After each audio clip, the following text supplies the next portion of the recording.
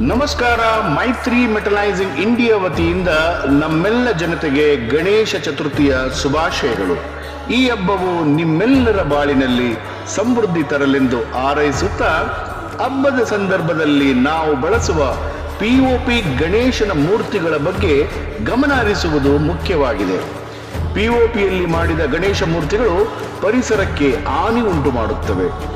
ಮೈತ್ರಿ ಇಂಡಿಯಾ ಲೋಹವನ್ನು ತುಕ್ಕಿನಿಂದ ರಕ್ಷಿಸುವಂತೆ ನಾವೆಲ್ಲರೂ ಒಂದಾಗಿ ಸಾಧ್ಯವಾದಷ್ಟು ನೈಸರ್ಗಿಕ ಗಣೇಶನ ಮೂರ್ತಿಗಳನ್ನು ಬಳಸೋಣ ಮತ್ತು ನಮ್ಮ ಪರಿಸರವನ್ನು ಉಳಿಸೋಣ.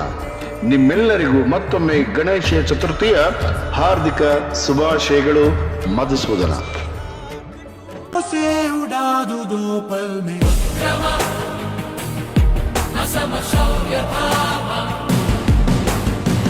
Come on.